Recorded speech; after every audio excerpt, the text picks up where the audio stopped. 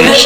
Well, how do you think I feel about what's been going on? Let's talk about me for a minute. Well, how do you think I feel about what's gone wrong? You're now listening to Our Music. Well, how do you think I feel about what's been going on? Let's talk about me for a minute. Well, how do you think I feel about what's been going on? Let's talk about me for a minute. Well, how do you think I feel about what's been going on? Let's talk about me for a minute. Well, how do you think I feel about what's gone wrong?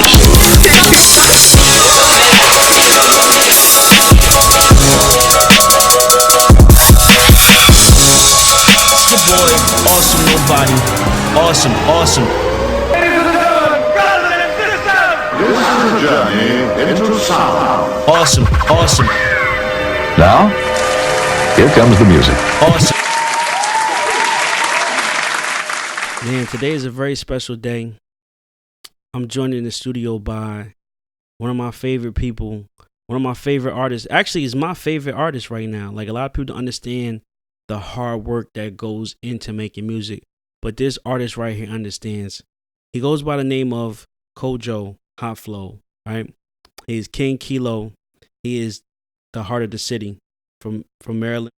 And, you know, this guy is a hard worker. He always puts his best foot forward. You know, he's always out there on the road. He's the definition of a grinder. And there's nobody else that when I thought of doing a show, I knew I had to call him from day one. I mean, this guy I'm talking about doing, if there's 365 days in a year, this guy's doing 365 shows. If there's a performance or music, he's constantly releasing music. He's constantly out there on social networking, marketing, grinding. See, Instagram is just not Instagram, right? It's marketing. He's out there marketing. So listen, man, I mean, I'm going to bring him on the show. We're going to call him up. We're going to talk music. And more importantly, we're going to talk about underground music. We're going to talk about pushing the music that we want to hear to the forefront. So I'm going to give Kojo, King Kilo Kojo to be exact, a call, and we're gonna have this great conversation about music in 2017. So here we go. Yo. What's going on? You already know, man. You are locked in at the Awesome Nobody podcast. What's going on? Everything. How you feeling? Man, listen. It's an honor to have you on the show, man. It's an honor. Man, I appreciate y'all having. Listen, man, as much as we do this together, I'm a big fan of yours, you know, honestly, man. And I respect the grind. I respect the hustle. And you motivate me every day, man. Every day I look on the gram or see something, man, I'm like, yo, he out there working. That's what I like to see. Man, I appreciate it. And I do that for that reason, for those who living and looking to be inspired, man. And we talk, and like I always tell you and let you know, man, a lot of these things that's been coming and happening for me, man, is just due to the word you put in for me, man, and motivate me and giving me places to show up to. And I'm just showing up and putting in the work, man. So thank you. Hey, anytime, man. I mean, you know, when people say a good dude from day one, you get what I'm saying? Like I honestly, that is the definition of the story that I have. You know, when talking about who Kojo is and how I met him from day one, you've always been that guy who you could always vouch for. Like, you just had that feeling. And listen, man, anytime I will always vouch for you. And I'm just happy to see that it came through. You get what I'm saying? I'm just happy to see that the opportunities are there. You get what I'm saying? Like that someone who has the talent can take advantage of that. That's a win for all of us. You get what I'm saying? That's how I feel. Absolutely, man. And that once again, man, that's what I do it for. Just want to put my best foot forward every single time, any opportunity I get. So anytime you open the door, man, I'm looking to walk through it. I'm just trying, like I say, inspire the world, man, with talent, with music, with my whole move. And you definitely are doing that, man. And let's give them the journey, man. Let's give them the process, man, because I don't even think I know, honestly. So you got to go back, like, when you first got into music, from getting in to now, like, how did you even get into the whole music thing? So it started, you know, just like, most dudes, man, being inspired by what I seen on TV. But on top of that, just in the neighborhood, a bunch of cousins, different people I looked up to, street guys in the neighborhood, they was all rapping. So I told myself, like, man, they doing it. I feel like I could do it. So it started there. And then from there, it just elevated. Like, I wanted to be a basketball player. And Okay. at the time, Shaq was in the league. So Uh-huh. Shaq balling and rapping. So I'm like, oh, that's my calling right there. Yeah, yeah. I'm really gassing myself up on the whole Shaquille O'Neal aspect of it. But from there, uh, just like I say, watching the people that came for me, older cats in my neighborhood, and once I watched them do it, and I told myself, like, man, yo, I need to put my best foot forward. I can do this. So from there, it just transitioned to getting into the studio, write relentlessly. Every opportunity I got at the time, I had one instrumental, and I had like 100 raps to the nonchalant 5 o'clock in the morning beat. Yo. Yo, so Yo. I wrote to that same beat religiously, and that's what it was, man, and that's how it started. And then from there, man, it was just a process. Taking it to school, testing your skills at the lunchroom, on the back of the school bus, uh, Mm. and then from there, your name get known, and now you're doing talent shows. And Mm. it was crazy because, like, at one of my school talent shows, there was a teacher who used to always say, because in his class I wasn't doing my work, I just wanted to rap, and he used to always say stuff along the line of, your music ain't gonna never get heard outside of a bathroom wall. Like, you Mm. might spend your time writing rhymes on a bathroom wall. So crazy thing, it comes full circle. I end up on stage with KRS-One. I'm Mm. opening up for the like Redman and Method Man, and I go from him saying it wouldn't be heard outside of the bathroom walls to me performing for over 2,000 people, Oof. and being able to get that picture captured, and some of the cats that go to work at the school where his teacher still worked at, was able to show him the picture. And Mm. and my quote, I had wrote it in the caption on the status, like, Mr. Russell told me I'd never have my music heard outside of these bathroom walls, and now I got over 2,000 people listening to me right now. So I'm just blessed, man, from just staying consistent, staying persistent, and just not letting anything derail me. That's right, man. In reality, hard work does pay off, you know?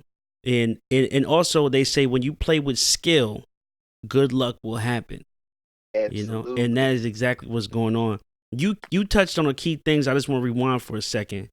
You said relentless, right? The relentless grind, the hunger for more. That's the truth. That's a work ethic right there. I had this whole philosophy when I got into the music thing, that one thing that I was going to bring was a work ethic. And the work ethic, and then hearing you say that now, I consider that the work ethic, and the relentlessness being the same.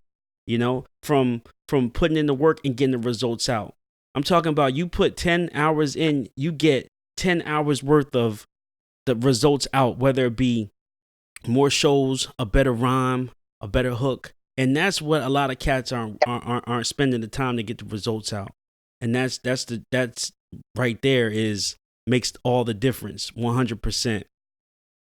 Absolutely, man. I look at it and say this ain't a lottery ticket. You know, um, it don't happen overnight. Mm. Been a lot of all nights in the studio. It's been a lot of I've done mixtapes in an entire, taking a one day and recording an entire mixtape. I, drove city to city, state to state, you know, just to perform, and then had to be back, and work an overnight shift. So for me, it's never been one of those things where I knew it took the hard work to get put in. I lost one of my friends a few years back, and his name was George, but we called him Buck 40. So like but I started living by, like, once he passed away, I said, man, like, yo, I gotta, I want to give myself something realer to attach it to. You know, let me not let his death be in vain. Let me make sure, I'm repping for him. So I started setting my alarms on my phone for 4:40 a.m. So I told myself called 40. So I said I'm gonna wake up at 4:40 because I'm doing it 4:40. And so I started setting my alarms for 4:40 a.m.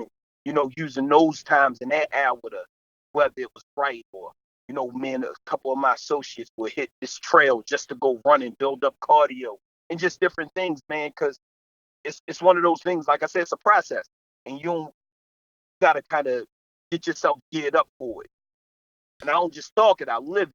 Yeah. So, what I realized is I'm not one of those dudes, man, from via social media who I don't get like a lot of fanfare and a whole bunch of likes and comments and nothing like that. But when I get cats like you and other people and other artists, write me in my inbox or tell me, something I did or how I move or maneuvered, inspired them, man, that mean more to me than anything else.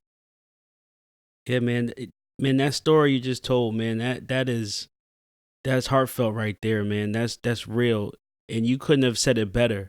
This is something that you live, this is a lifestyle, man. This is a culture, this is not something that we see the media pick up on somebody who just walked into it.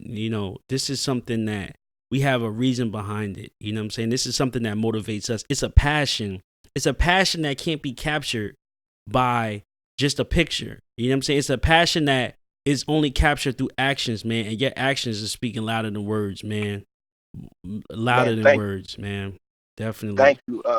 I seen the Jay-Z Reasonable Doubt documentary some years back, and one of the people who they were interviewing for the documentary said a lot of people make hot music and make crafty and trendy songs, but Jay came to penetrate culture, and like that's how I'm looking at my process. It's like it's going to be way bigger than anything that I could ever imagine.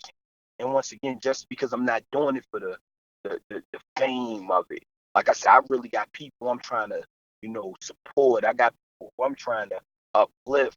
And I come from a neighborhood where I seen my first murder when I was 10, and since that day it was like your innocence kind of get took. Yeah. And the child inside, it was a person inside of me that like died that day as well, not just realizing one of my brother's best friends being killed, who at the time was only 16 years old, but to see this happen right in front of my face, like literally watch him bleed to death. Yeah. And just to sit out there and watch that, it robbed me of something. So from there, just realizing like, man, life ain't a game. Me and a couple of my homeboys that was out there at 10 years old, we started saying, like, man, I hope that don't happen to us. And then, less than a year later, we see a cop gun down a kid in that neighborhood. And at the time, this kid was only 18. So we started really walking around with the thought process, seeing 2 murders. Yeah. 12 years old, we really started telling ourselves, like, oh, we're going to die at 18. Like, we thought, like, that was it. We were not going to live past 18. So, just to be here, man, and being told that you're a statistic of, you won't live past 18. You won't live past 21. You won't live past 25. And just to, be his testament, like, no, you're wrong. Like, I'm going to keep on working. I'm going to keep on spreading this love. I'm going to keep on spreading this message. And, who knows where I'm going to take. Yeah. No, that's definitely real, man. That topic is real. Because when you look at music, music is basically pushed to the forefront of all media, marketing, definitely all different platforms they have where they try to push music out there. But then at the same time, they try to tell us that music is not a valid form of, let's say, employment, or music is not a valid form of career. And it's not true. This is an art. This is a talent. And there's nothing wrong with getting your talents out there. And I believe, and I'm sure a lot of other people do as well, that it is something that can take someone, like you said, from wherever they're from, and give them something to push to the next level. Get them out of situation. It's changed a lot of lives for the better, and I think it needs to be respected for that. Like I always hear people say, I could be out here hitting somebody over the head for this, but instead I'm just giving you these raps. I'm basically putting in word form or rhyme form what I've seen, and from that description, that's exactly what you just told me. Absolutely. Biggie said from ashy to classy. Word up, man. All right, let's change the tone a little bit. Let's talk about the creative process, man, because when you first said you was a rapper, I'm like, and just like how you saying before, a lot of people rap, but then when I heard you rap, there was a difference. You get what I'm saying? Like, what's the creative process that you go through? For me, well, a lot of times you start with a track, whatever emotion that track that I feel in a beat. A lot of other times, it just comes straight off the, what's on your heart. Yeah. Especially me, man. The heart of hip hop. That's right. Which is available now in the Heart of Hip Hop Part 2 at doitfor40.com. Once again, man, I'm still repping my homie, so doitfor40.com is the website where the Heart of Hip Hop 2 is available. But yeah, just I'm a firm believer in when they say, you are an individual. So like, as I go into the studio or start writing, I always think about like, man, a bunch of people going through a bunch of different situations. What'll make mine unique? Well, it's only one Kojo. Artists don't do that, man. A lot of artists will take what I call the easier route. You get what I'm saying? They will take the easier route where they just get like, 140 BPMs and they just, yeah. Now, don't get me wrong. That's fun because I've done it myself. Like, Absolutely. I've had fun. Like, it came to a point where I was really, really, like, music was getting real serious for me. And I was like, I need to have some fun. But see, that's the thing. Like, you do other things to keep it going, to get inspired. Other artists don't do anything but one thing. You got to be versatile. They're just not versatile enough to jump in different lanes. You know what I'm saying? So it's like, yeah, you can experiment a little bit. You can do different types of songs. When you listen to an artist and they talk about how eclectic they are and how many different artists and genres they listen to everything. They listen to rock and roll. They listen to alternative. They listen to 80s. They listen to rap. They listen to hip hop, backpack. They listen to everything they could possibly to get influenced from. And that's what I feel like they don't do. Like, we heard a lot of comments from like a lot of new artists where they were saying like, oh, it's so blasphemy. I can't even really re-say it, but they said like, Biggie was overrated. Like, that shit hurt right there. They said that, they ain't fuck with Tupac. It's like, damn, like, you got to listen to a lot of different stuff and a lot of different music to be inspired for just your one song. And you got to be passionate. Absolutely. Like, it's crazy. I had to reopen, this 20 years, since Biggie's passing. And I had to go back and refresh myself as far as Biggie. Because the crazy thing is, during the time where Biggie was, smoking hot and he was on his come up and all of that. See, my brother was a Tupac fan. So it was like, yo, don't nothing get played in this house but Tupac. So it was like so crazy. So honestly, I missed the Biggie wave during the time. Period. Cause like my brother was just Tupac to the core. So, and I wanted to be just like him. So anything he said went. I'm like, oh, I'm listening to Pac. That's it. So everything, Tupacalypse, All Eyes on Me. That was all they played as far as hip hop in my house for real. So when I finally gathered my own awareness of hip hop, Big had passed, and I caught the era of Mace, the Locks, with Bad Boy. So I missed the entire Biggie wave.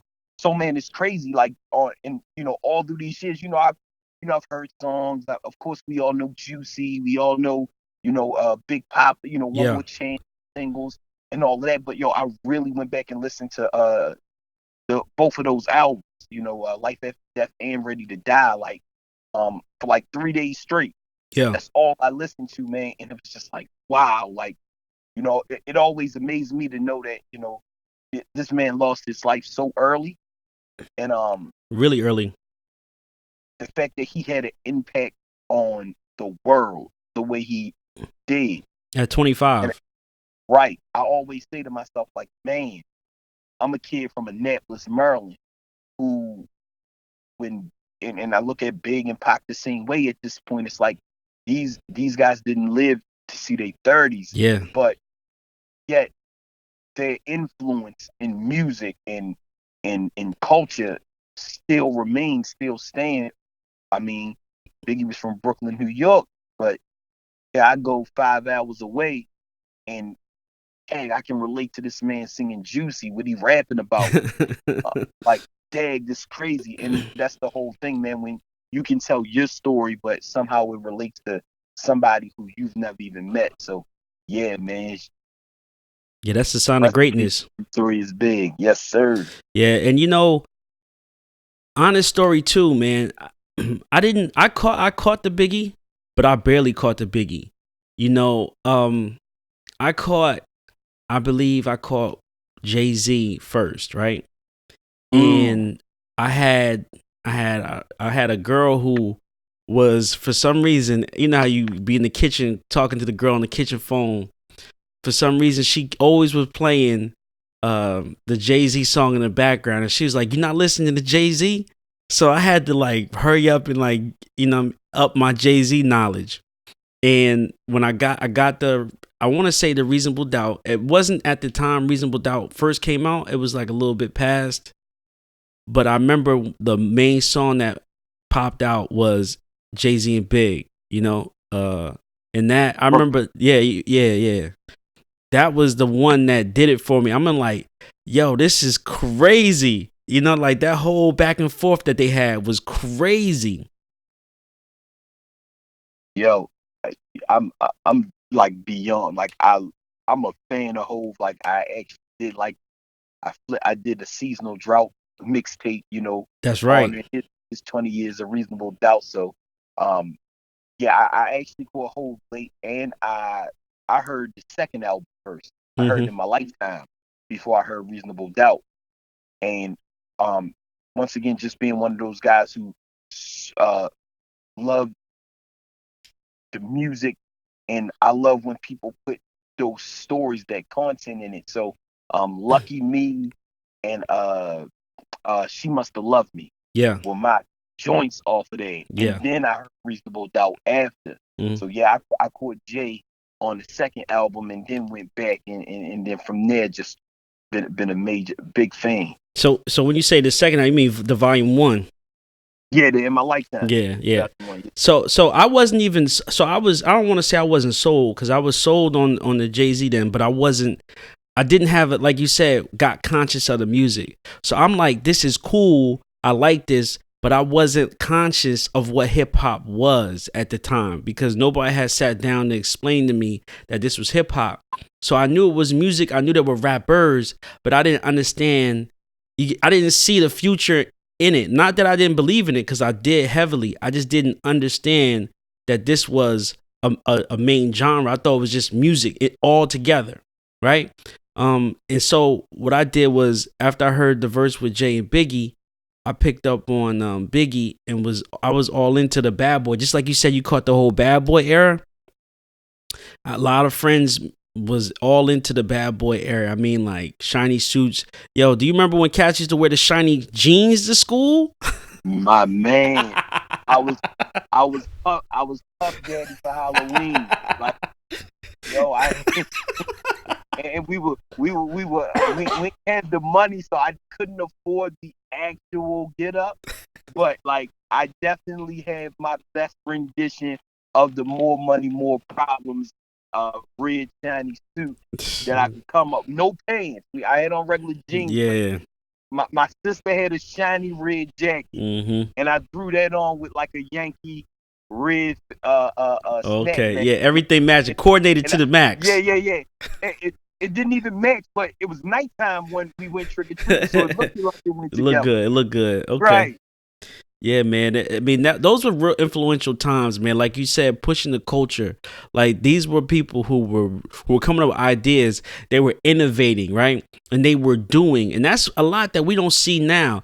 I feel like, and not even to connect them with the past. Now with the past, now it seems like a lot of people just head to fashion, right? The fashion industry, and they be like they innovating, they trendsetting instead of just doing their own thing. You know what I'm saying? Like Puffy did his own thing, Hove did his own thing, Biggie did his own thing. You know what I'm saying? Even Russell Simmons, with the whole Fat Farm, did his own thing. They made people go to them instead of now in 2017 with these artists. They try to go to the people. Right. Uh, and just how you say the lack of being innovative. Everybody just want to follow suit. Don't want to, push the needle. Yeah. Or push the pen. The pen. Cats act like they can't erase a rap. Like, listen, man. You don't got. It's not the one take. I know there's a lot of conversations and stories about how artists don't write, about one takes. Listen, man. If your shit is garbage, erase it. Right. Right. It don't hurt nobody to erase that shit. Do something. It shouldn't hurt you to erase it. Like especially if your aim is like, yo, you know who the forefathers are. You know the KRSs, the Kings, who laid the blueprint. So it's just like, come on, let's do it right. We don't do it. We got to do it right. You got to do it right. Got to represent. And you just touched on a key word, man. You said KRS-One, man. So, I mean, just tell me a little bit about how it was for you, the show you had in Maryland with KRS-One, the legend. Man, I was unaware that he seen my performance. I got I had the privilege of opening up for him, and I'm on stage. I do my thing, and from there, I'm just like, I was happy. The crowd, embraced me. I was getting a lot of love. So I'm backstage, and one of the people from Boogie Down Productions, his team, came up to me. I'm just like, Chris wants you on stage. I'm like, who's Chris? Like, KRS-One. Chris wants you on stage. They said, I can't tell you why. He just wants you on stage. And I'm just like, at this point, I've never met KRS-One a day in my life. So I'm just like, why would he want me on stage? So, they giving me, the green light. So I go and he doing his whole set and I'm there, like, right on stage with his crew. And, he's doing all the hits. The bridge is over. Dun, dun, dun, dun, dun, dun, dun, town, man. He's 45 minutes of straight. Oh man, he's killing it. The Sound of the Police. He's giving you everything. And it gets to a point in the show where he says, yo, how many of y'all seen the opening act? Like he stops the music and everything. Like, how many of y'all seen the opening act? And the crowd like, yeah, what y'all think about if I had him come out here and freestyle with me? And I'm just like, whoa. He was like, but before I bring him out, and then he brought Busy B on stage, man. The ball with the ball, the bang, boogie to the. Yeah. And I did a cypher with KRS-One and Busy B. The legends. Man, yo, they pulled me, like, literally give me a microphone. I got to perform. It was the 25-year anniversary of Self-Destruction. So they went to Self-Destruction first. And I'm actually singing the hook for KRS-One and being KRS-One hype man for Self-Destruction. And then they drop the My Beat and say, let's go. And I get to spit a rhyme, so we freestyling and I go. And at the end of my rhyme, I'm like, I'm doing this with Freestyle King. So I start coming off the top with it. And I give him a shout out at the end of my rhyme. And man, this man bows down to me on stage in front of all of these people. And the crowd goes wild off of it. And, from there, Busy B pulled me up, shorty, you got it. Keep pushing.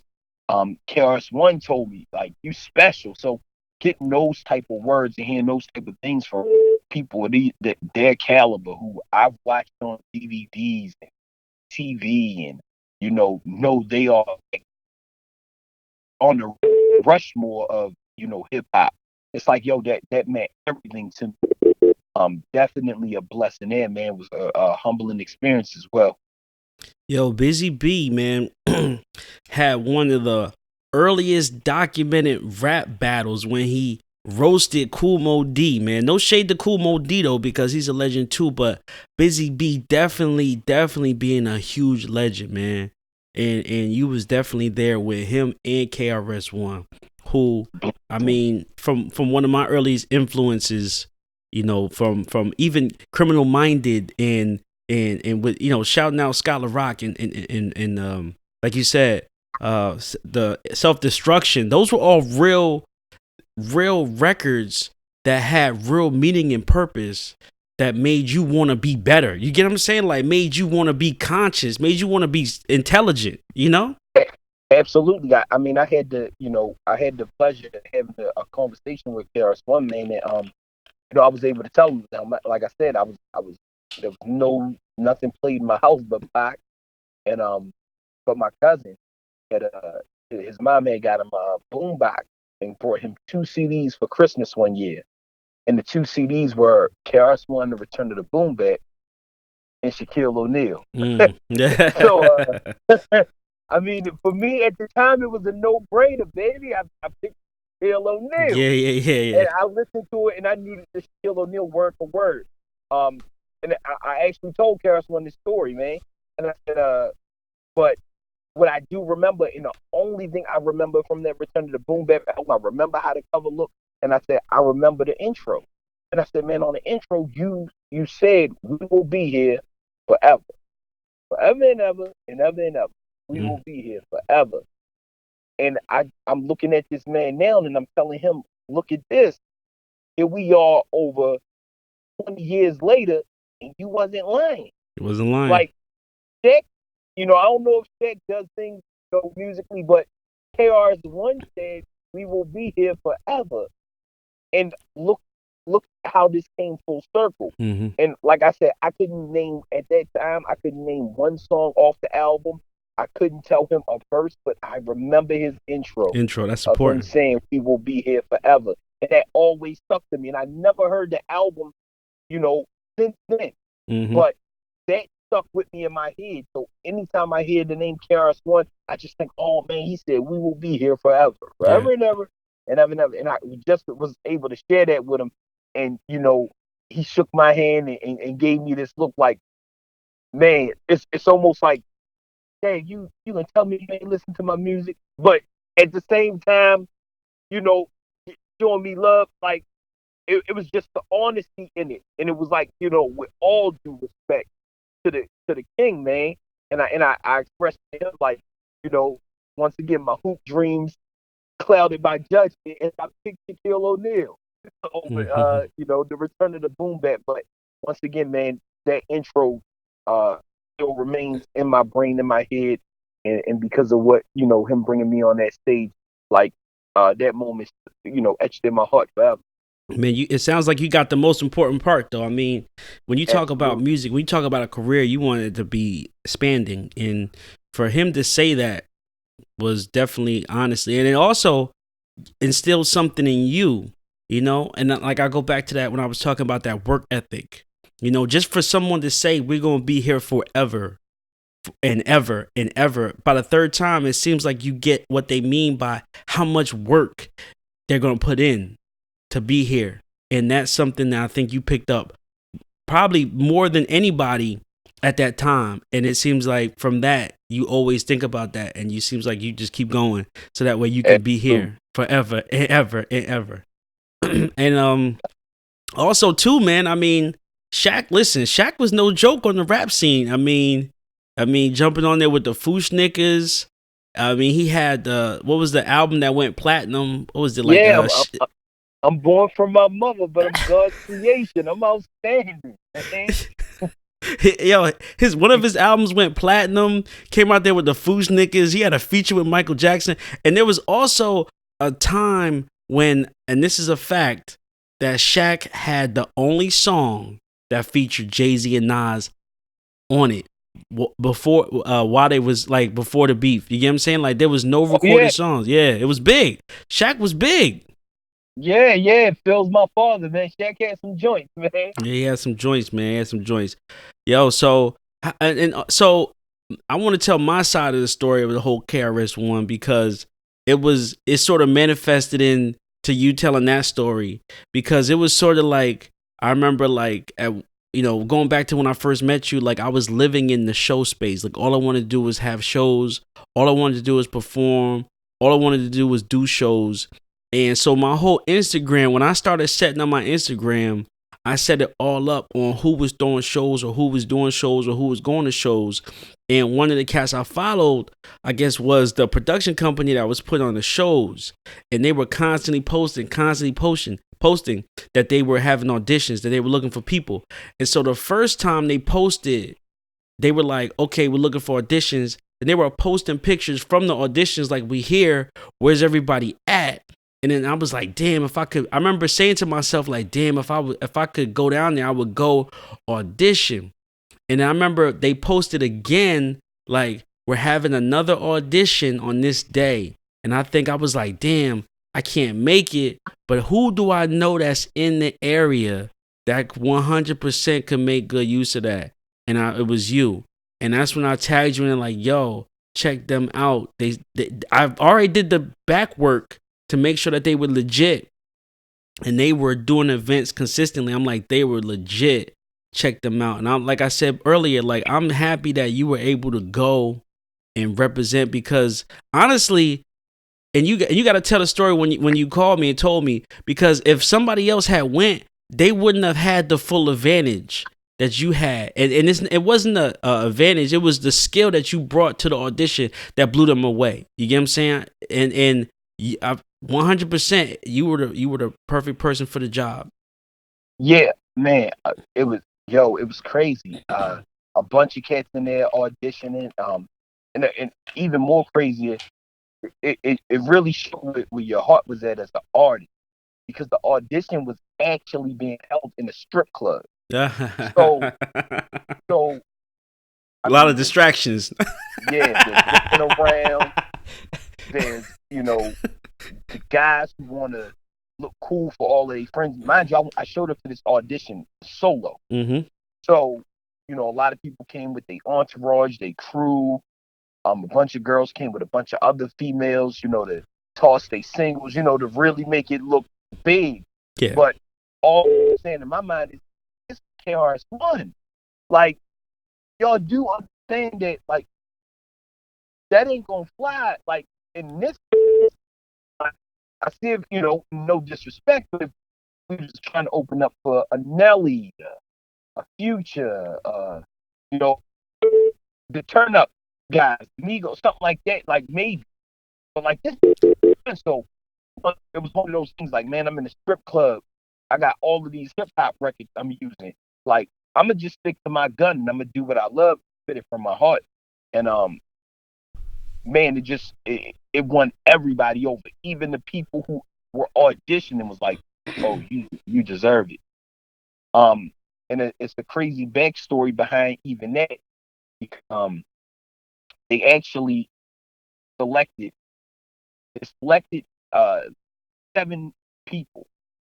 I was one of 7 people that was gonna open up KRS-One. Yeah. But what ended up happening was they were so blown away by my performance.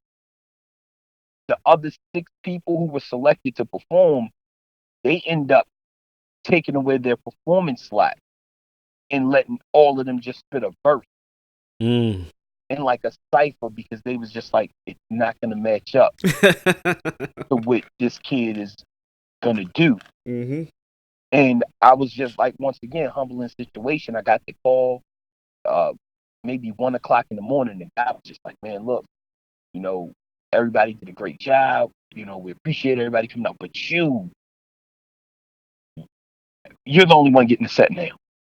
The other people we've picked, we're gonna let them come out and do a verse. And once again, it was just one of those moments where, like, sticking to your gun, staying true to you, and not trying to, fit in or can conform to, what everybody else was doing, how it worked. Um, I've heard a bunch of people say it, but I love when Joe Button say, "Why fit in when you're a standout?" And it was just like, man, I'm so glad at that point, I chose not to fit in and switch the songs I'm doing and saying, oh, it's at a strip club. Let me do my club songs. Let me just kick what I kick. And man, the blessings came down. No, that's the right mentality. If you have a gift that the world needs to hear, you get what I'm saying? When they say a gift, it doesn't say the gift is going to be open here. You get what I'm saying? Like, just to put it in that format, they just say you have a gift that the world has to hear. It could be anywhere. The message could be heard anywhere. The person that receives the message, the person that receives the gift could be anyone. You have to give it where it's received at, which could be anywhere. And you're right. When you bring a certain level of honesty and passion to it, it comes off as genuine. So those other cats that you described, you know what I'm saying? It's a facade. You get what I'm saying? It wasn't genuine. It wasn't a lifestyle. It was just a here and now. We got two hooks. We got one bar that's hot, and everybody's gravitating to that. But when you actually are digging deeper, when you go below the surface, you find something. You either hit concrete or you can find gold. And I'm just happy that for them at that audition, at that interview, that they were able to see below the surface and they were able to find gold within you, man, because I know you got a lot of it down there, man. And yeah, I'm glad they took the time. Once again, my performances, always look at it and say it's a build up. We ain't gonna straight turn up and party and dance right off the rip. Not necessarily. One of my slogans, oh, have you ever been to a Kojo show? Yeah, that was a great slogan, by the way, too. Thank you, man. And always put that question mark at the end of it to ask, I ain't just saying it now. Ask yourself, have you ever been? Last year, which when the KRS-One show happened, that was my sixth. That was my sixth time performing that year. Seventh. That was my seventh time performing that year, which ended up turning into 111 shows last year. So right now, man, I'm just right back at it. Anywhere there's a stage and a mic, I'm making my business to be there.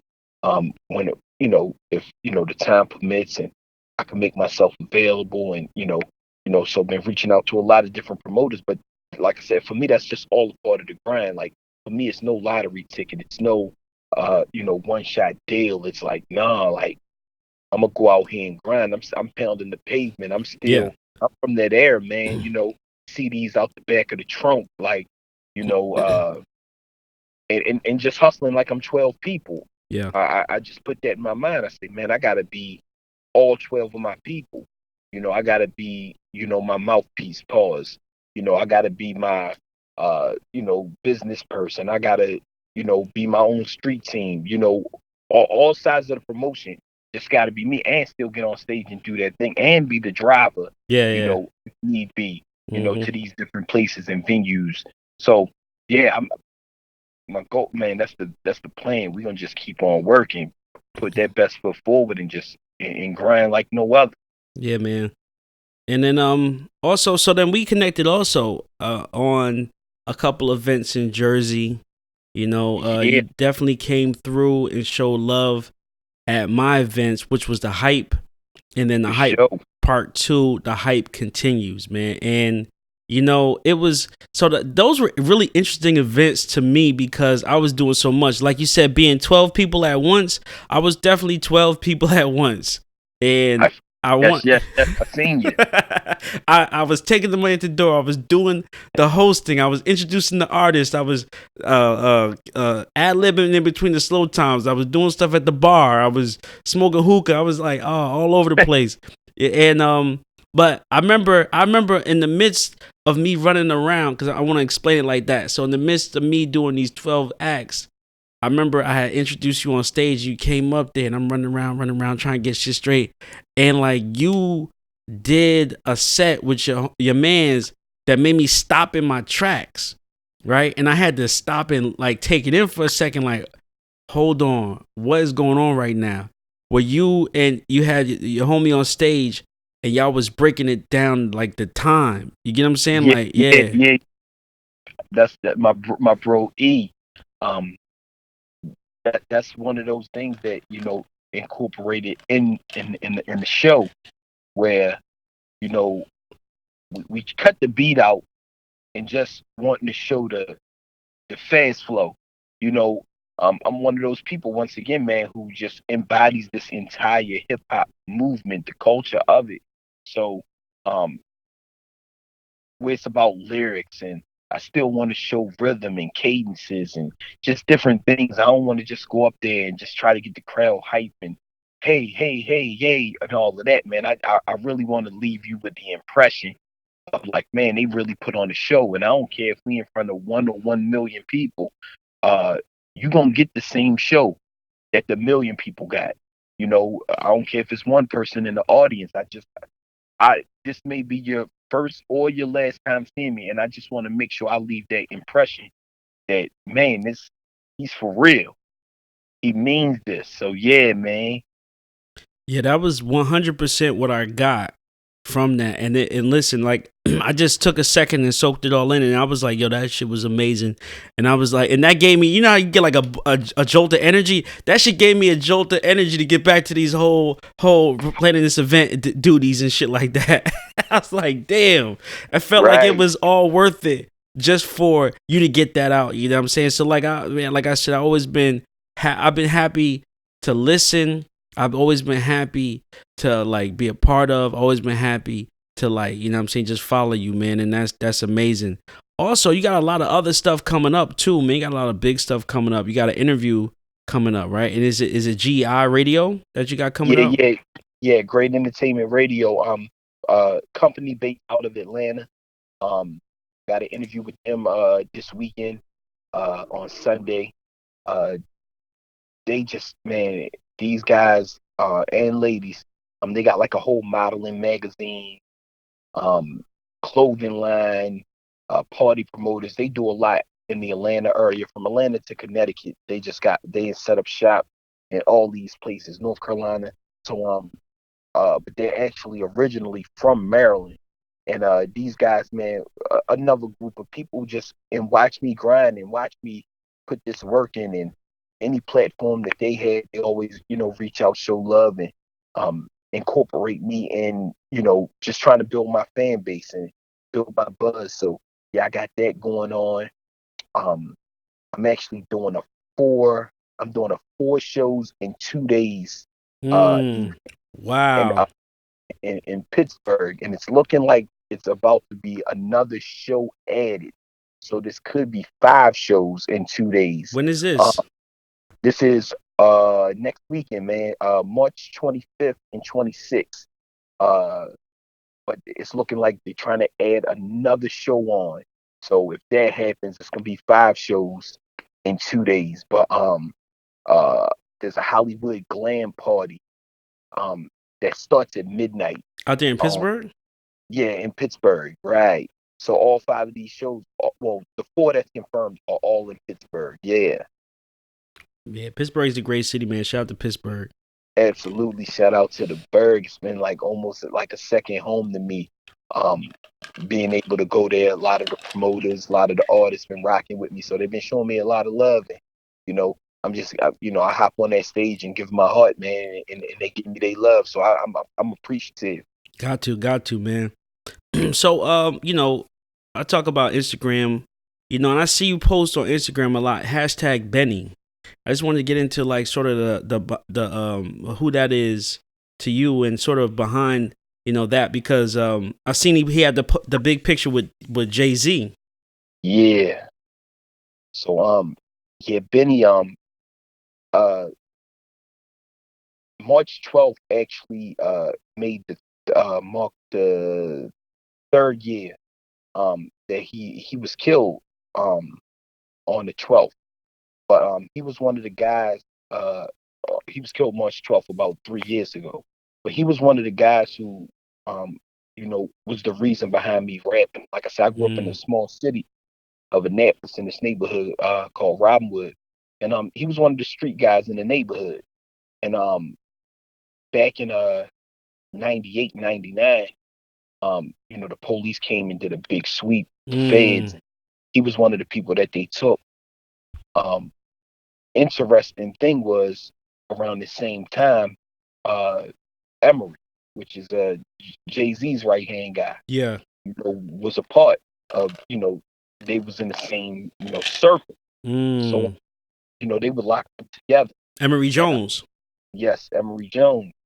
So, man, he would tell me all the time, like, man, locked up with, eating. Now, mind you, I'm a young boy at this time when he go away, but like all of the big homies in the neighborhood know Lil Kojo rap. So he would, always send word through some of the big homies who were out. It's like, man, keep working. Benny in here, locked up, talking to some people for you. And at the time, I never knew who. He just would, they just kept saying, man, keep on working, keep on working. So all of these years, so he finally came home. He did 10 years. Then he did. So when he came home, when he got killed, he had only been home maybe a year and a half. But in this time, yeah, we had established a relationship. At this, I went away when he went away. I was a kid. He came home. I'm a grown man, so we having conversations, and he's saying, yo, I'm gonna set these power plays up, and then he finally told me like who he was gonna set some things in motion with, and I'm like, word? He like, yeah, like that's my guy, Emery Jones. So right, so when he got killed, before he was even able to make the connection, I had posted a picture that me and him had took on Instagram, and I tagged Emery, basically letting him know that he had passed. Now I didn't know Emery at the time at all. Like I had never met him, never had a conversation or nothing. He messaged me back immediately. Like, what? As far as Benny passing, he was like, man, that was my brother, man. And immediately just like anything his family need, let me know, like, dang, like, yo, he really did know him. It wasn't even just talk, you know what I'm saying? So a few months later, my producer, that boy Good, he's been doing some work with Carter Wisdom Management, which is Jay-Z's nephew management company. And my producers actually signed Carter Wisdom Management. So a lot of times when they're in the area, we get access, get to go to the events and all of that. So Emery and Jay-Z's nephew Rel, they had a Duce party in Baltimore, exclusive, invite only type of move. And we were able to go, and I got to meet Emery, face to face for the first time, and let him know who I was, and it was all love immediately. But once again, just that foot in the door. And Benny, man, he's like, he's still here with us. He's still here. Yeah, he's my angel on my right side, man. Just anytime I'm feeling discouraged or feeling down, it's like, yo, I got to keep pushing, because I know, like, if I didn't, like, he'd be the first one letting me know, like, yo, you ain't working hard. Like, what you stopping for? You repping for me. It's a lot of visions and dreams and thoughts I never got a chance to live out. So, man, I'm gonna hold it down in his memory for sure. Man, that's a great story.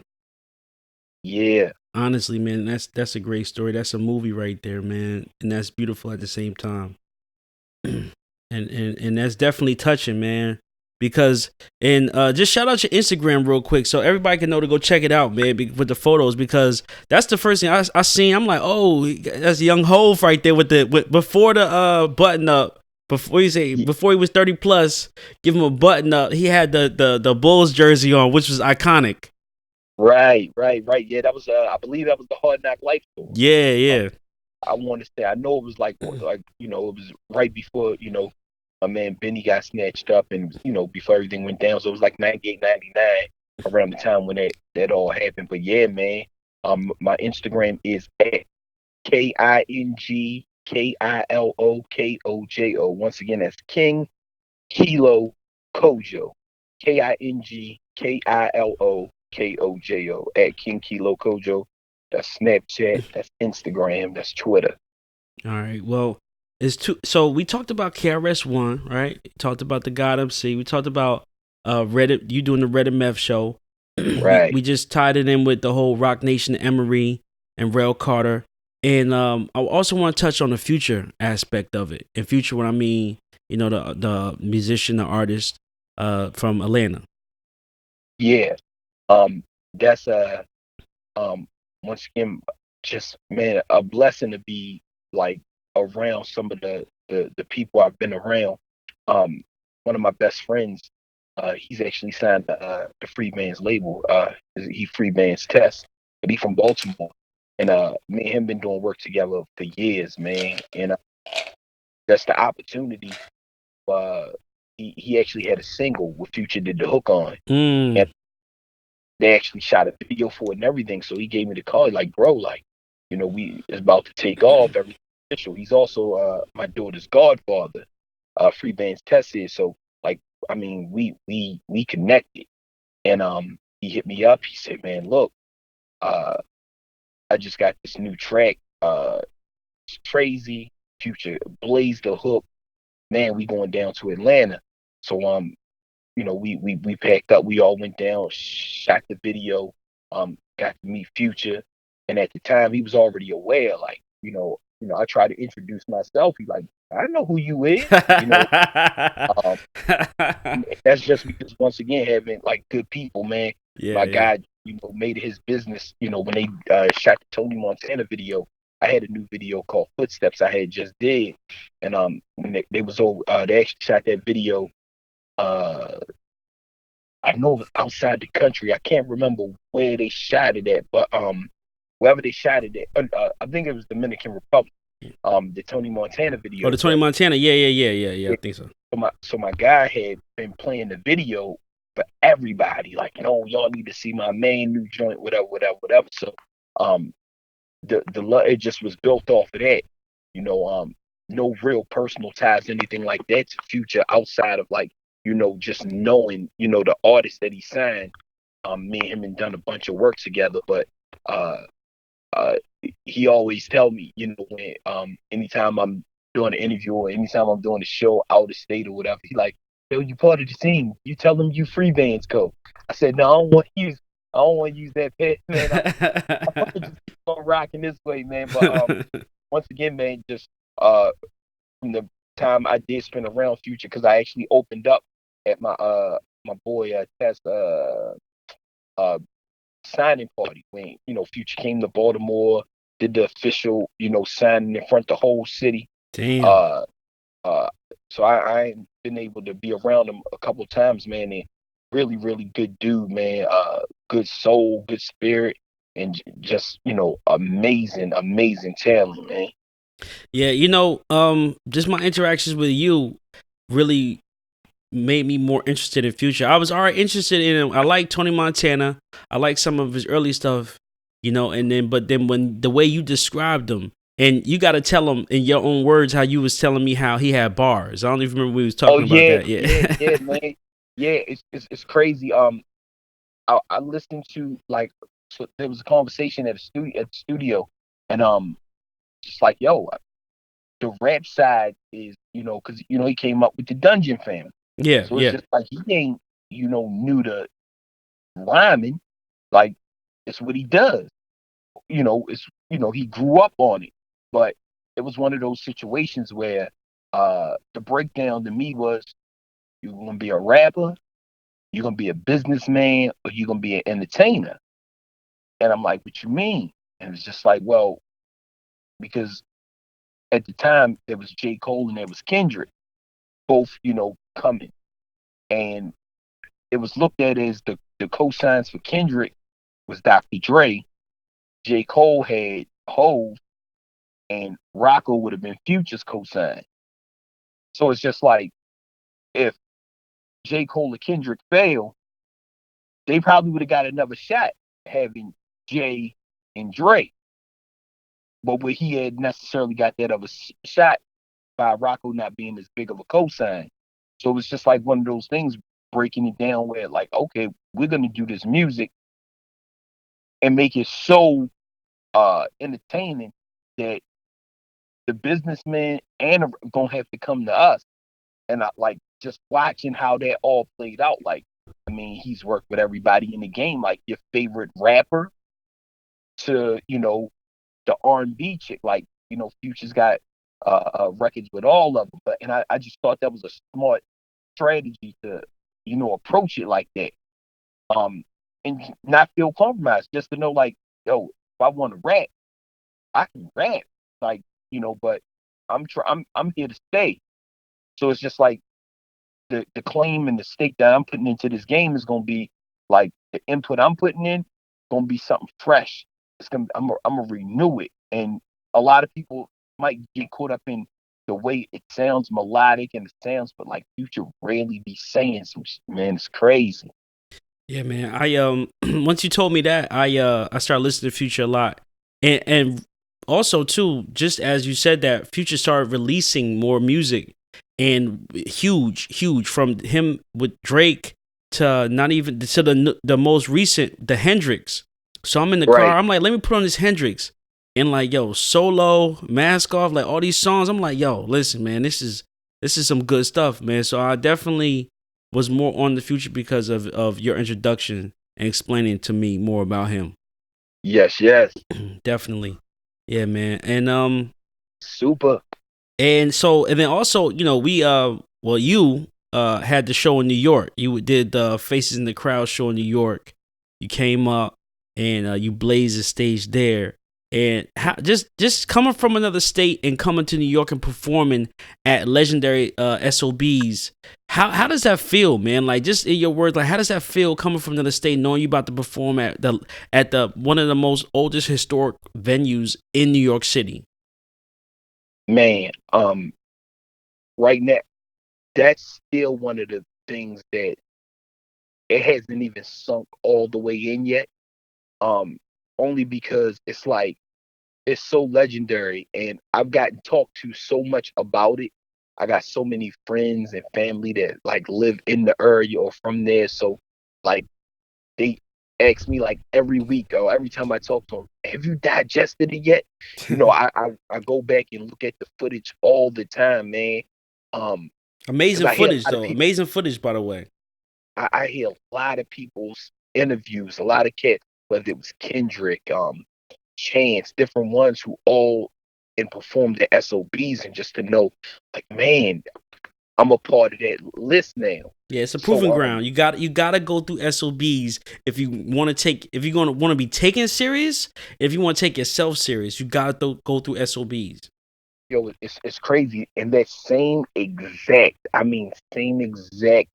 event, same exact promoters, the people who put that on, um, man, just to see them starting to piece by piece release footage of different cats who and came through there. I mean, Designer was at the same faces in the crowd maybe 3 months before I was there. You know what I'm saying? And like he skyrocketed now. So it's just like, man, like, when you get the opportunity to rub shoulders and be in some of the same places as, you know, the people who people are considering the who's who now, and it's just like, man, this is crazy. Um, I actually had a couple cats in the building that night who um watched me put this music down and do this music thing for a minute. I was taking trips to New York when I was like 16 years old, um, getting in the studio with Buddha Monk, who is part of at part of one of those chambers in Wu Tang, but him Mm. and ODB were like, tight. And I actually had the pleasure, one of those things, man. I opened up for ODB, his first show when he got released from jail around the time they was doing a documentary on VH1, and he ended up signing the Rockefeller. Yeah. Um, and it's so crazy, like uh, that when I was able to invite some of the people who I knew from New York, like, yo, I'm gonna be performing at SOBs, and it's just like, man, this your first time performing at a spot like of this magnitude since, you know, you came out and did the old dirty thing. Now, mind you, I'm like, once again, I had to be like 17 at that time when I did that opening up for ODB, and it was just like, yo, this is so crazy. Like, um, just these opportunities have been, you know, placed upon me like throughout my life, you know, even with all the hardships and ups and downs. But music has always been an outlet, has always been a place where I was able to, um, you know, express. And then the fact that I've always got a chance to do it in front of these large crowds, man, it's really, really humbling, man. But and blessing at the same time. Definitely, man. That was I was happy to be there to be able to witness that, and that's why I said like the footage was amazing. And you know, there's a certain energy that like comes off the stage, and you know, it's so a lot of people who aren't familiar with how that show goes, it's basically like 10 or 11 people that go on stage at different times, and you know, some are better than others. Some are a lot better than others. So some are memorable and some are not. And Kojo was definitely a memorable performer on that stage. And I like to say left a dent on that stage, because if you watch the footage, right, you were doing the song and you were jumping up and down and stomping as you were saying it, and I felt the hit when you were jumping, and I'm like, damn, he left that stage, didn't it? So I would like to say you forever left your mark on that stage, and that's the definition of leaving your mark on that stage, man. Oh, that's dope, man. Torre, the host, man. Shout out to Torre. He was just like, dang, Damn. shorty, yeah, you did that. Yo, you can feel it. I swear to you, like no lie, like you could feel your performance, and the energy and the passion and that last stomp that you gave it caved the whole stage, and it was powerful, man. Like yo, that it was really really powerful. And everybody knew it in there, you know what I'm saying? And it was a beautiful thing to witness, man. I'm glad that they were able to capture that in footage. So that's why I tell everybody to go check out the footage that he got on his Instagram. Also, it's on YouTube, I believe. So either Faces in the Crowd or at Kilo Kojo on Instagram. Yeah. You know, so there's also a couple of things we want to talk about. So we talked about KRS. We talked about you performing at the Red and Mev show. We talked about Emery. We talked about Rel Carter. We talked about Rock Nation. We talked about Future, Free Bands. We talked about ODB and the Wu Chambers, right? And so the last, or not the last, but one of the other artists I want to talk about that had a big impact on you was Lupe, man. Lupe Fiasco. Yeah. Yeah. The Cool album, man, was the Cool album. Certain things about that project, man. I hate going into like, you know, the fact that like these intros be touching like certain aspects only because it's like, man, it always, you know how they say, uh through hardship and through pain, a lot of people have different vices. Mine just happened to be music, man. So with that Lupe, once again, it was the intro. Like, but I actually know that album on the Cool, but that intro, man. Um, he said there was a singer on the beginning, and they were saying if I could build a ladder that tall to come up and see you, I would, because I'm down here and I miss you. Um, that resonated with me, man, because around that time, it was just people I was losing left and right, and I had just lost my aunt, and you know, when I step back and I think um about like just life.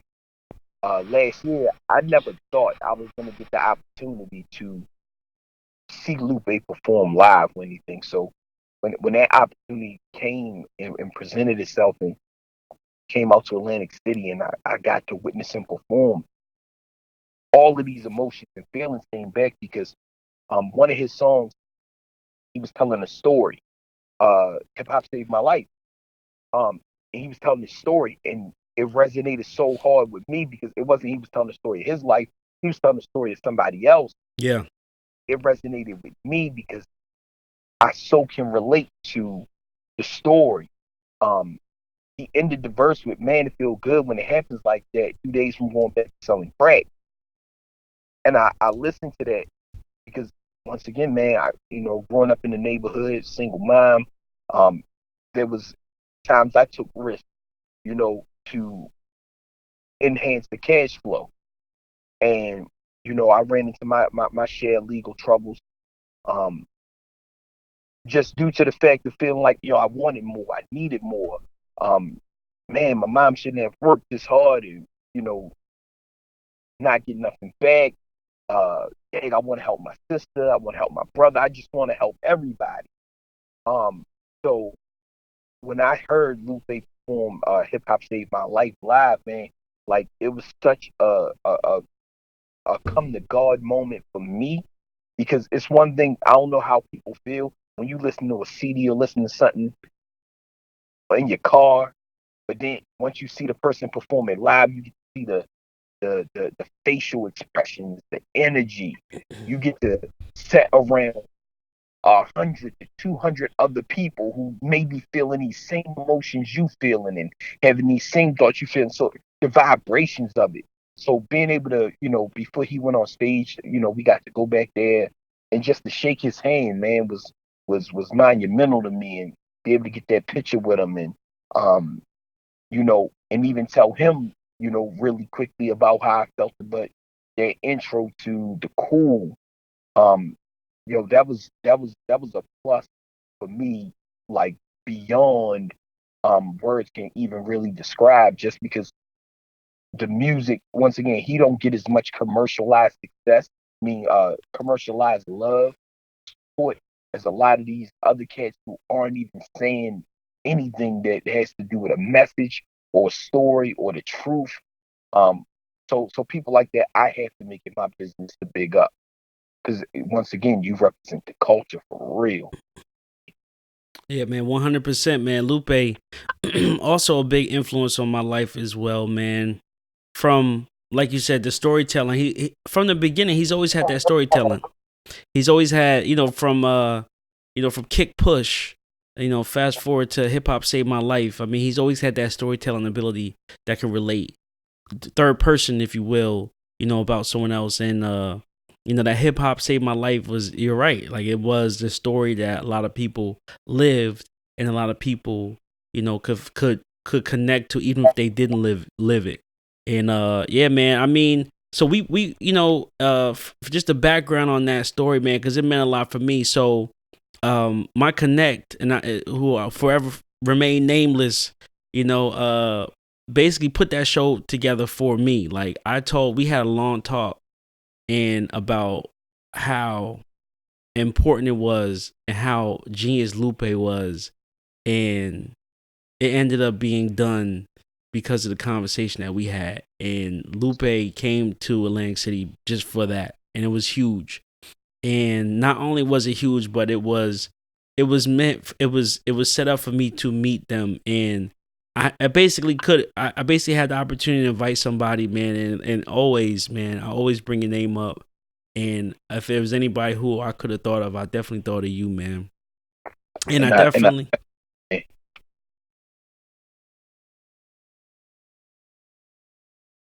Now, go ahead.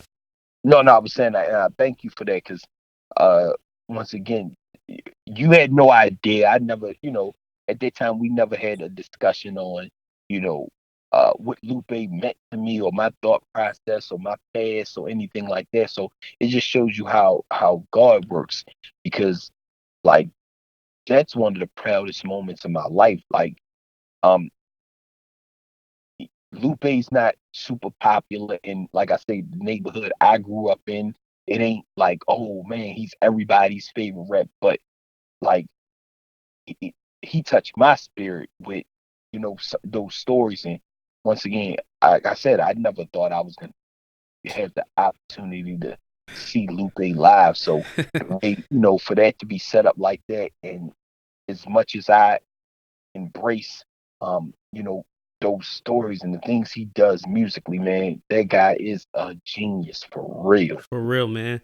Nah, me and you both, man. I mean, I never thought I was gonna be able to meet him in person and let alone have a picture from it. And that's what it turned into, man. And so was able to you came through, we were able to meet him.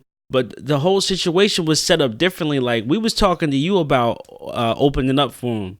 You know what I'm saying? Right. And we was really, really trying to I want you to know, we was really, really, really trying to push for this to happen. Like we was really, really, really trying to push for this to happen, man. Like just off the strength, man. Like we really felt like that was the direction that we needed to go, and we was making it known that that's the direction that he needed to go as well. You know what I'm saying? As far as his management, not directly Lupe, but it wasn't able to happen as far as have you open out. But I'm very happy to hear your story and how you connected on just meeting him, man. So that means a lot to me, man. I'm glad that you enjoy meeting them, man. Yes, sir.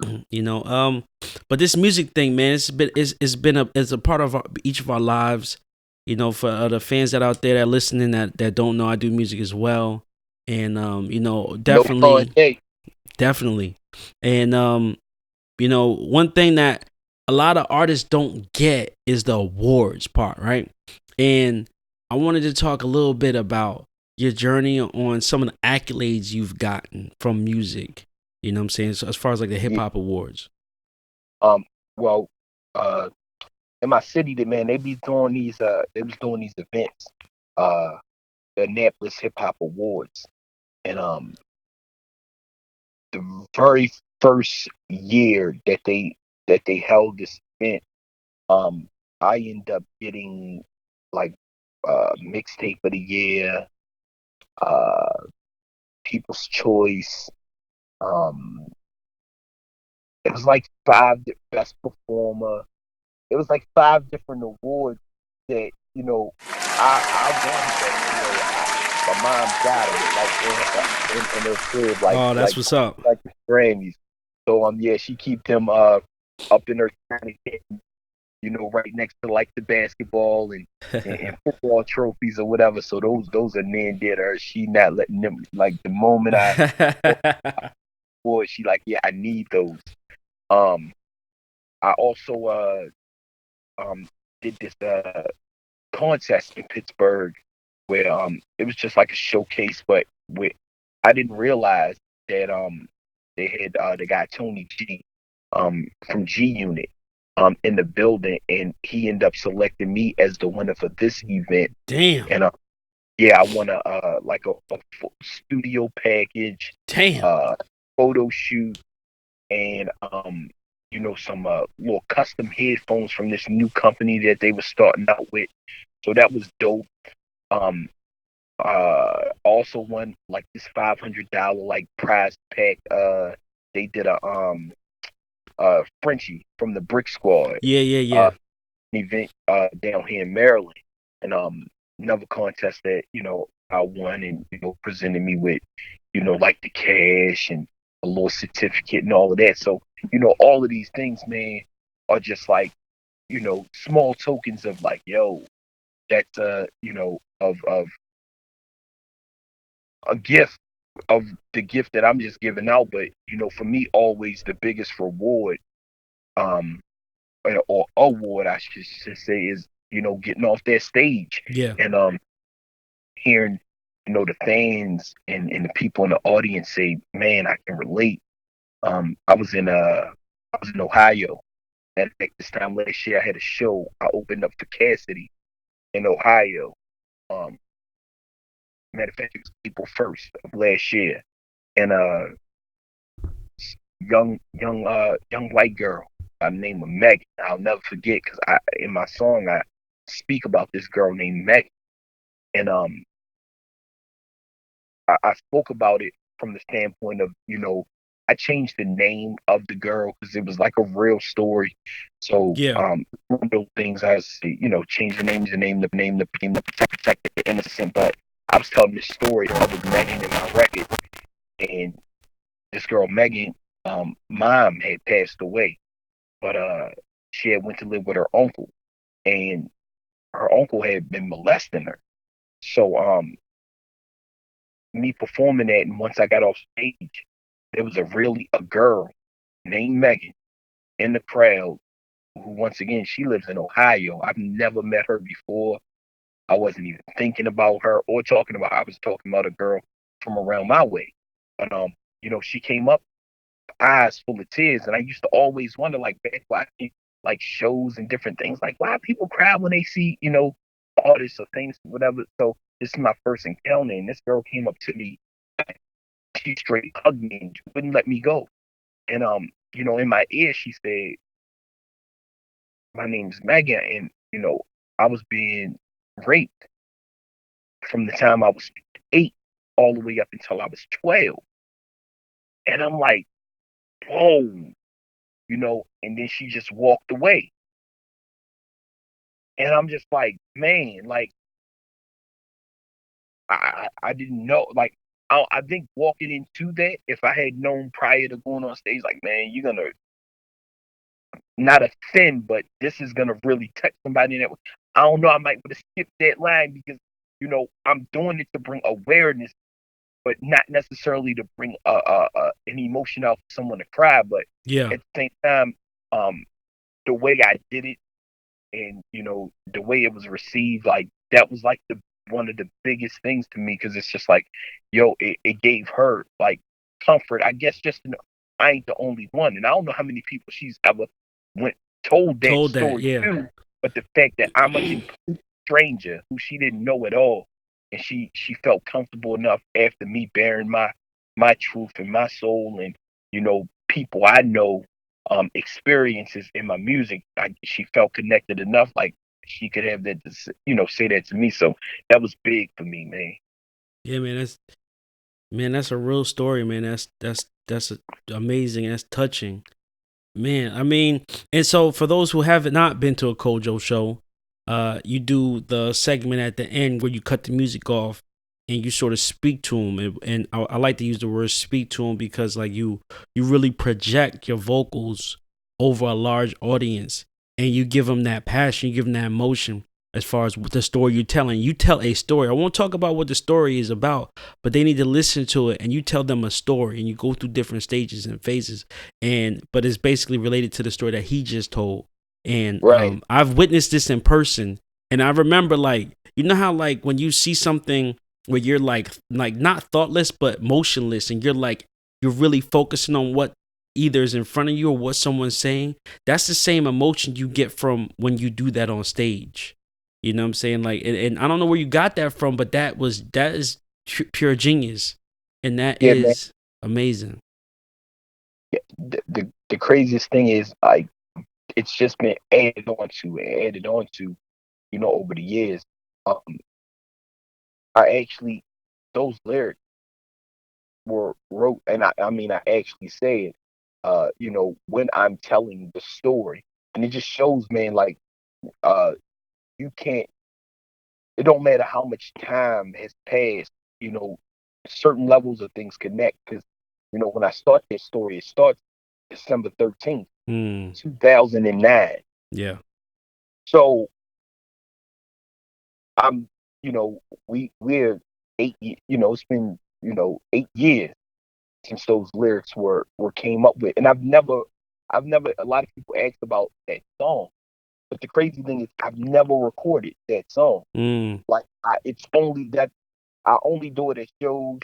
Um, I had these stories in my mind, um, that I wrote down back then. Really just as thought of all of these things that was happening, and I combined all into one piece. But um, I've never recorded it as a song. I just always used it as a performance. 'Cause I yeah. tell myself, man, uh 9 times out of 10, when you're going out, a lot of times people going out to the club, and a lot of these places I'm performing at are clubs, lounges, different things. So people going out to have a good time, and once again, I want to have a good time. I want to party. I want to, you know, just engage with people. But I just feel like I'd be doing everybody a disservice if I sit here and act like the world is all sunshine and rainbows and, all cool. So I just feel like, I got to give you that real. Yeah. And that's why when I do I end my sets, I normally end it with, um, the story to tell about James, Megan, and Tamika. And then, once I shared these stories of these three people who names I changed, just for to protect them, I really pushed the pin as far as getting vulnerable, and I asked, and I tell my own story, and there's no names changed in that. It's more like, no, this is mine. I'm stripping it bare. So the crazy thing is, I I added a lot to it since I started doing it back in 2009, but I really take it, and I don't know if anybody else ever looked at it like this, and I think now that I say this, any of the listeners, anybody may go back and like, oh, that's crazy, but um, I look at that as like me stripping myself naked and bare my whole soul and truth, um, with that performance of story to tell, and I really got it from Jay-Z, man, Mm-hmm. because that's how I interpret the Fade to Black. Fade to Black. Um, Okay. the last song he does as a performance is December 4th. Mm-hmm. And if you remember, he comes out and he has the Nets hat on, the Nets jersey, you know, shining, the watch, the whole nine. And I watched the movie so many times, and I never understood, like, why would he come out to do this one song, but with the jersey, the hat on. But if you notice, after the first verse, he throws the hat. Hmm. After the second verse, he takes off the jersey. Jersey. Now, in Wow. the fourth song, he was just talking about, he felt worthless because his shirts wasn't matching his gear. Hmm. But now, now that I'm making the money, and I got the look. But by the time he got to that third verse, he's just showing that my mom on the hook talking about me, and all I got on is a plain T-shirt. I came out here with the jersey matching the head, on my fly shit, but no, I'm just gonna bear my truth, and that's how I kind of look at it when I do story to tell. It's like, man, I'm tearing away layers. Like, I want y'all to see me at the core of what this is to me, and that's one of the main reasons I take, if you notice, I do that without the microphone, Yeah. because I don't even want my voice to project through a mic. And if you're too far back, or if it's too many people, then it just wasn't meant for you to hear. Because this is for the people who are really here to Yeah. Listen. engage and vibe with me. And So you know what else that does too? It makes people who are in the back come closer. yeah, yeah, They're getting real close. Like when we did, and me, you got a history of performing. We did the Dear Summer Festival in Brooklyn, for sure. and when you went into that, they got closer because they was already a little bit close. But then they had, it was two parts. It was the inside, it was the outside, big venue. And when you started doing that, they got close. They got real close. No, I remember. Yeah. And even the tone level of everybody in there kind of quieted just a little more. Yeah. Like, oh, what's going on there? Yeah, something different is happening. Yeah. Yeah, man. Yeah, definitely. And man, this has been amazing, man. I mean, from the beginning to the end, you have done a great job of detailing the feeling, the emotion that you have when it comes to this thing called music. And if no one has ever told you, man, you have been doing a great job of representing this thing called music, man. And I look forward to hearing to what you have coming forward. And I also Absolutely. look forward to hearing what you have done in the past again and again and again, man. Please, please, please, everybody, check out the Heart of Hip Hop too. Um, Man, I got a couple really, really, really dope hip hop records my producer created, man. But I got this joint called The House of Hearts, man. On this project, and anybody who ever felt like story to tell, seen my performance, man, like, this is one of the uh, uh, uh, joints. I know a lot of people say, "Oh, this is the realest song I ever wrote. This is that," but no, man, I really tapped into a place and a space with this one. I mean the whole project in general, but this record House of Hearts, my producer sampled that that movie Five Heartbeats. Five Heartbeats, yeah. In the house tonight. Oh man, and I mean I really just went for it. Once again, just we can all jam and jazz over tracks and have that fun. But like man, I really, really, really like took it to that place, man. It's like my regret, like what Jay did on Regret, Reasonable Doubt, man. I went into my regret and just bad it all. So yeah, man, anybody out there listening, please check out the Heart of Hip Hop 2 at doitfor40.com. Once again, www.doitfor40.com, or you could just type in King Kilo Kojo at SoundCloud, and that's what it is. Man, listen, man, I appreciate you making the time. I appreciate you talking to me for this hour and a half that we had. It's always a good conversation, man, and we definitely got to connect, and we definitely got to do something in person and get a live video. This is the Awesome Nobody podcast, and I'm on the phone with none other than the living legend, Kojo, King Kilo Kojo. I appreciate you, brother, for real. Thank you, man. That I sing whenever I'm sad, feeling bad. There's a place in my head that I go when I'm feeling low. There's a song, there's a song, there's a song, Yeah, this is my sanctuary right here. All this hatred and turmoil swirling around us, but this is always right. Struggle, survival, victory and defeat. It's just a game, Doc. I love it. I started from the bottom, now I'm here. Before I go any further, let me just make this clear. My mom was a single mother of 3. Her youngest baby was me. She told me when I was 3 I could be what I wanna be. I be making these niggas mad when I spaz, I keep it a G. I've been rapping free my whole life, but now I'm charging the fee. I go off with these lyrics like that white boy from the G. I ain't coke, I am dope, I ain't an ounce, I'm a key. That's 36. With these words, I can make a birdie flip. Tupac in above the rim, I'm really on that birdie shit. Who ain't never heard me spit? I'm shooting on some Larry shit. Larry Bird, Larry Hoover, Larry Davis. As you can see, it ain't only Michaels that's famous. But I salute Jackson, Jordan, and Tyson. It's so enticing, words come out of the air and I write them. Niggas reciting and biting, I'm reliving this shit. That's why the people hear the truth in all these lyrics I spit.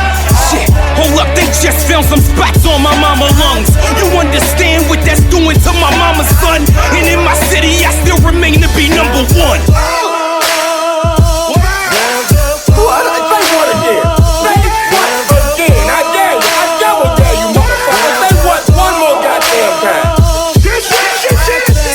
Churches with the old folks been telling me, but I'm from the dirt, I still got a lot of hell in me. Been trying to be a better me, clowns won't let me be. They wanna see that other side, fuck it, I'ma let them see. Won't cost them a penny either, they gon' get that work for free. When it come to drama, I'm a problem, ain't no solving me.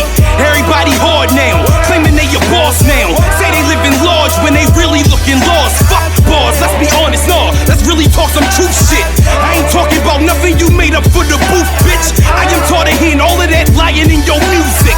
Everybody teachers now, ain't nobody students. But I aim to be the student of the game. I was out there in the trenches when niggas was getting slain. Cooking cane, getting brain was an everyday thing around my way. Who said that crime don't pay? Mothers so tired of losing sons, so they pray for the sons and they daughters just to get their lives in order. Streets fucked up, since when was it cool to be an informant? I swear I'm about to be around the fucking world touring. Why these motherfuckers still in the hood? You should know me, nigga. Let me tell you why. Cause I was once lost, but now praises to my God. I was saved, I was delivered, and now not dust off. Anybody throwing dirt on my name, cause they don't know how far I ain't came. You should know me, nigga, cause I'm the definition of a survivor. My work ethic to keep my haters inspired. You should know me, nigga. Kojo's my name, so please go ahead and tell the world about me. Tell your brother, tell your sister, tell your girl about me. Tell your mom and dad to tell their friends and tell their family that I'm the best. I'm a threat and ain't no getting at me. My mind's a 9 full of rhymes and I'm trigger happy. In 99 was on the grind and had the biggest bag. And now I shine ball for ball, line for line. Niggas making up lies, trying to create my demise. But I tell the truth and they feelings get hurt. I got too much drive to even go in reverse. So much success come in my way, why would I even prefer to entertaining bullshit? They want to discredit my work. That's cool. Tell them fools to try to put in my work that I did over the years. All the blood, sweat and tears, all the trips out of state, all the music I done did. Opened up for ODB when he first came home from his bed.